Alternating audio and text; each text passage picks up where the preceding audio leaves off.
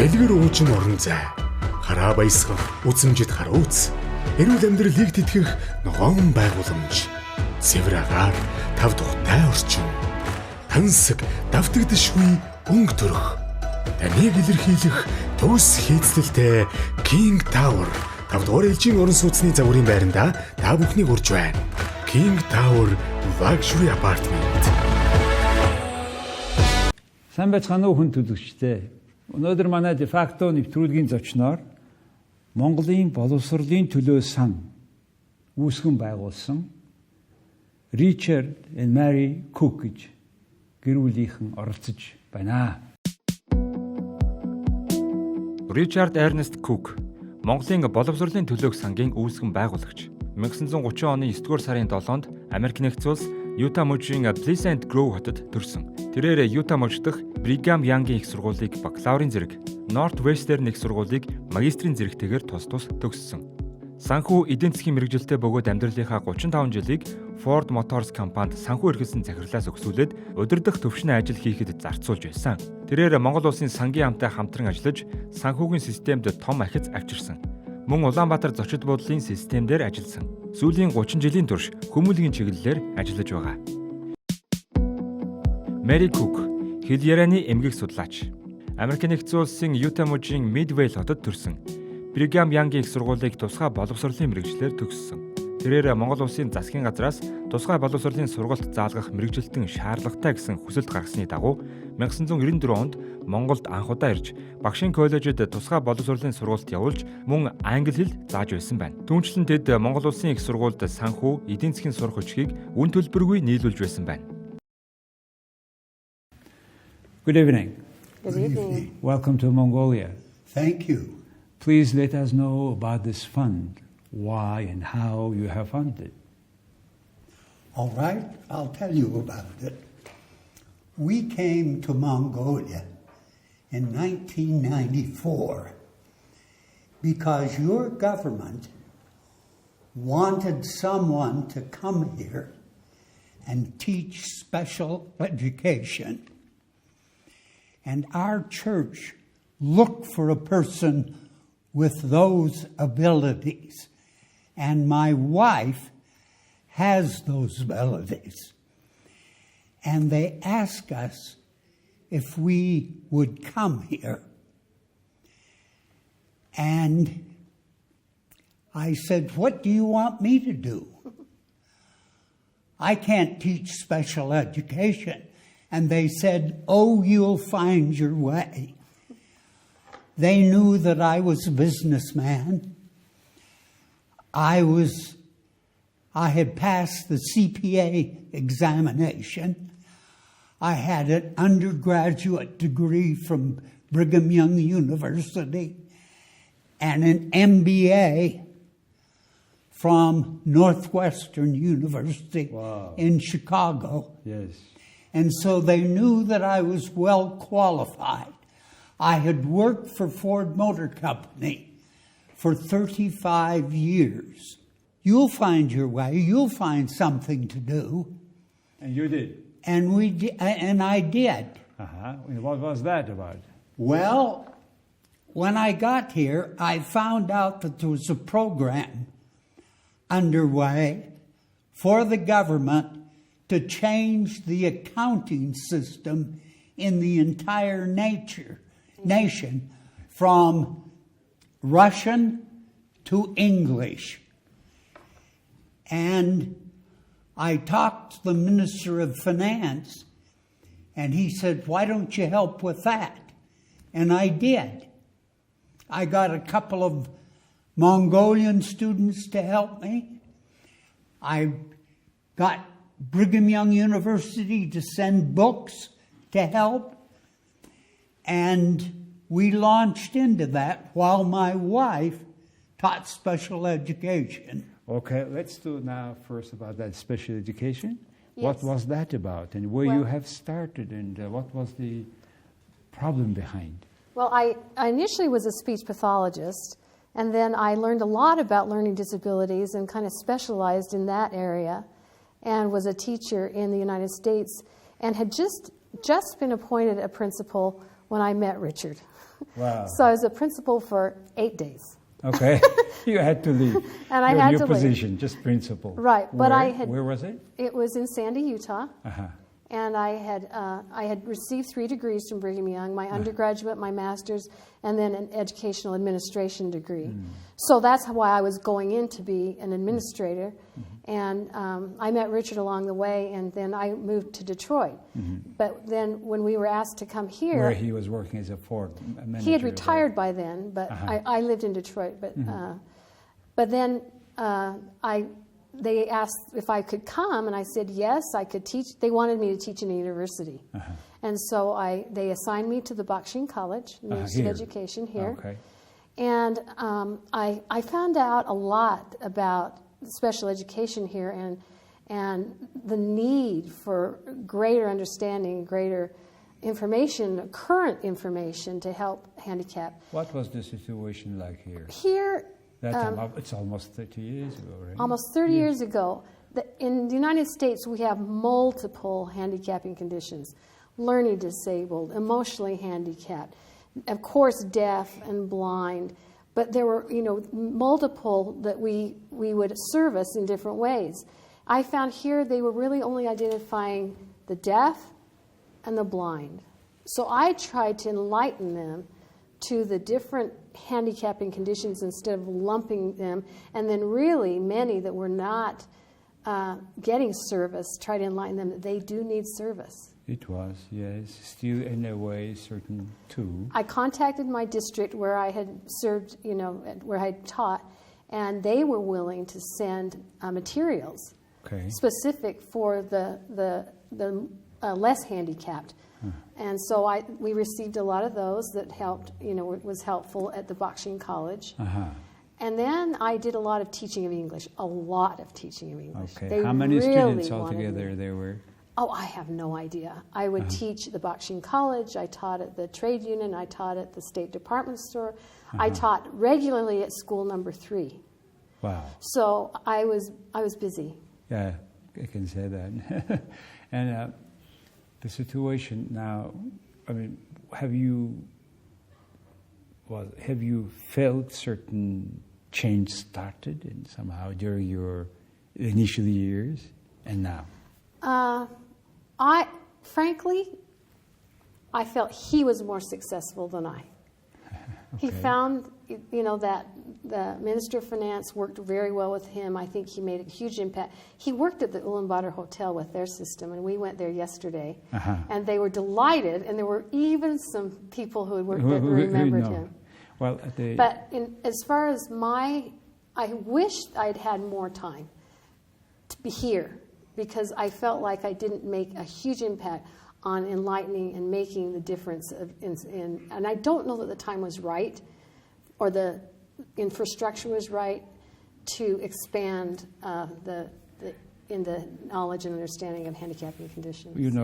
Per capita income, that time was 10 times less than now. Oh, we know. Yeah, the country has now more opportunity and possibility in improving this kind of facilities needed for, in particular, disabled education. Things are moving and the country is developing, but there are a lot of things still to solve. But the base of the whole this change was, being also a financial guy, I completely understand this accounting system reform, which was crazy with the centrally planned economy. What was the challenge to change that the centrally planned economy accounting system into normal, internationally accepted accounting rules? Well, there was so much to do. I can imagine. And it was so difficult to find people who understand that understood what the changes were. But he was able to get these books from Brigham Young University, current accounting books, and they went to the Mongolian National University. And also the Economic Institute of Mongolia. After there were other books are coming, there was a man from also your city who helped our current Economic Institute University, Malan. Oh, Malin Jackson. Yes, Malin Jackson. Yes. Who also, it looks like, continued your mission here. And we need to say a lot of thanks to you guys for enlightening that time with, well, actually you were the first frontier coming to help Mongolians. And now, let's talk about now. You later on founded that endowment, Education Endowment Fund. Why and how, when you have decided to do so? Well, after a year here, the church wanted to change my assignment. And I was called as the first mission president. Okay. And I had to go back to the United States to be trained for that job. By then, however, I had recognized that although you had universities here, they were very inferior to the universities that I was familiar with. And I knew that you needed help with your higher education. So after I finished being trained for only a week in the United States, I came back to Mongolia, and I flew to Hawaii to talk to the president of the BYU Hawaii University about Mongolian students and how we could train them. And they acquainted me with the possibility of an endowment. And they also told me about the I Work program, which is a program that permits students that are going to college, to the BYU school, to work part-time to fund their education. The Polynesian Cultural Center is just adjacent, so it provided many, many jobs. And so any of the Mongolians that you know that have gone there have typically worked at the Polynesian Cultural Center, or they worked on campus, you know, custodial, different things, but they could always get a job to help fund their education. It was partial covering their cost, or it Covering was... their tuition. Yeah, coming half of tuition. Well, they had to work toward paying it, and then, well... Was it difficult for Mongolian students to do so?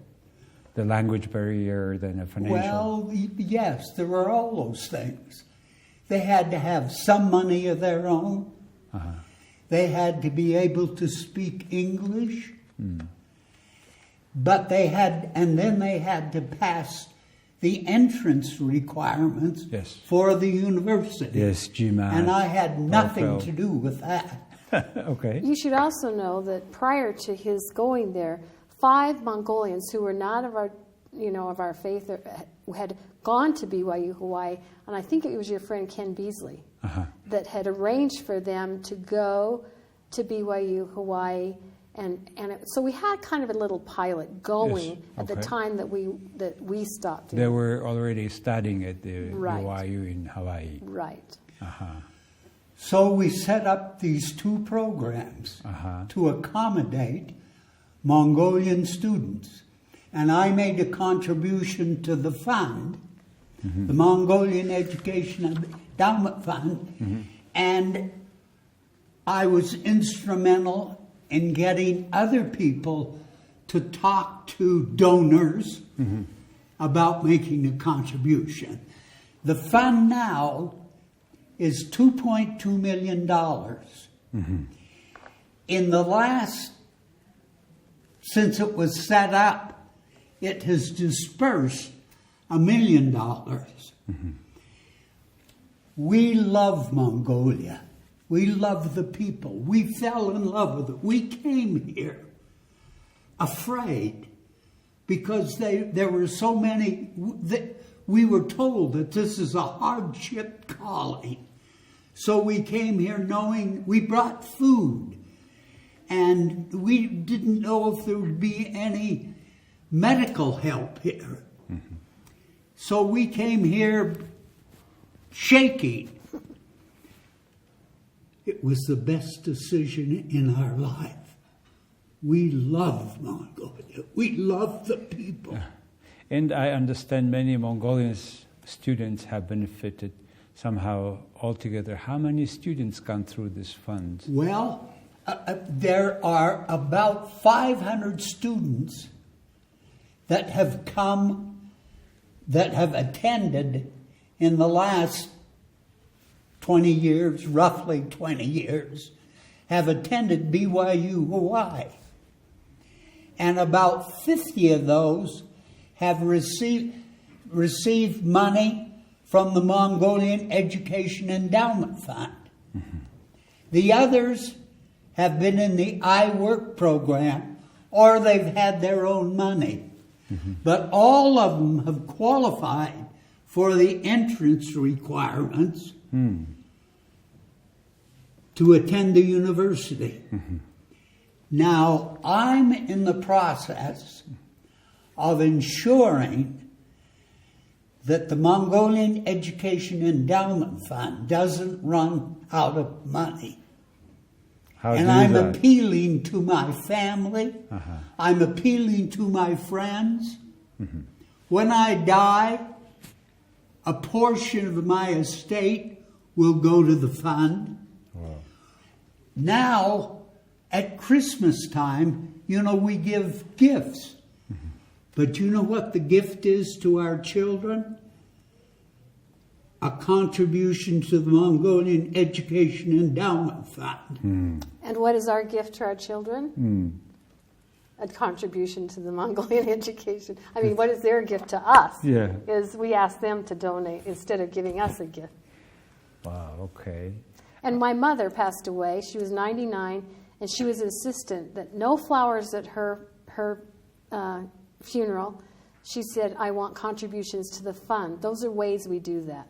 Yeah, that's something many people to understand deeply about their culture. And I have been to your country, lived there for a while, and that culture of contributing and making happy themselves, giving to other people, in particular to those who cannot repay you back, is something, that culture is something to come here. And this voluntary work, this kind of devotion to your nation, it's so wonderful. Out of let me say one other thing. You would ask, well, you did this all for the love of Mongolian people? Yes, but I could see.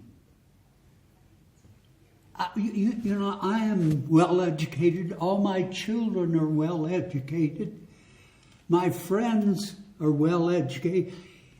Education opens the door. Well, President Gordon B. Hinckley said, education opens the door of opportunity.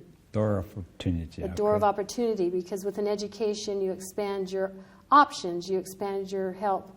Yeah, you have really opened the door of opportunity to many Mongolians. It is 500 clear statistics. Out of those, your alumni, whom you can, or not necessarily names, but the functions they do that contribute towards other people's opportunity. From your alumni, whom you would highlight or outline? Oh, who would highlight? No particular name, if necessary, if not necessary, but... I'll tell you, we today had a meeting with the advisor to the President of Foreign Affairs and explained the program to him. And we came out of the government house, and there was a crowd. Wow. With flowers, with tears, of BYU Hawaii students. I'm going to get a few tears here. Wow. And with their love and appreciation for changing their life. And there was one student there, former student, that had been called to the faculty of BYU Hawaii. That's illustrative. Call. That's illustrative of what an education can do for you. It will improve their livelihood. It'll improve their ability to be a citizen of this nature. Yes. You know, the world believes that what you do to improve a country is send money in. We don't believe that. We believe that you have to start in. That the way you improve a country is you improve the people. True. From the And the inside people out. then improve the country. True. And that's what we're trying to do. Great. From the great inside job. out, you can improve. The world would think it's from the outside in. And we've seen from the inside out. And you know, some of these women that went to BYU Hawaii are mothers. They're better mothers. They can teach their children better. Okay, then with that change, how you brought at least to families of those graduates, overall, how much you see now Mongolia has changed? Oh, Yes. a lot. Huh? A lot. A lot. In where you can see the most? Well, an example is it took us 6 months to get a phone line to our apartment in 1994. 6 months, okay. And everyone has a cell phone. Now, yes. Everyone's on their cell Yeah. phone. They're teaching me what I need to do here in Mongolia. And it's actually helped.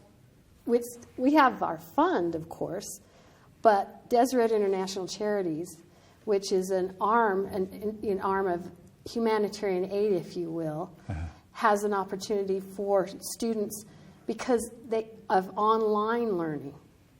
So they can learn English. It's called English Connect. So this online learning is supported by this Supported by program. Deseret International Charities. Okay. This is a brochure you can have. Okay. And it's in Mongolian, but that's just one aspect, is the English Connect. Okay. They can also, we believe, how do you change a person from the inside out? You give them skills, self-reliant skills. What kind of an education will help True, me? yes. Technical's good too, not just a higher degree. We give them opportunities. Well, how can I improve my employment? You can take classes on that. How can I improve my family finances? What should I do to prepare for a disaster? There was a Zod in 1999. Yes, and very Zod, Deseret 2 International years in a Charities row. came in and they helped the nomads out, and they volunteered and gave food and support.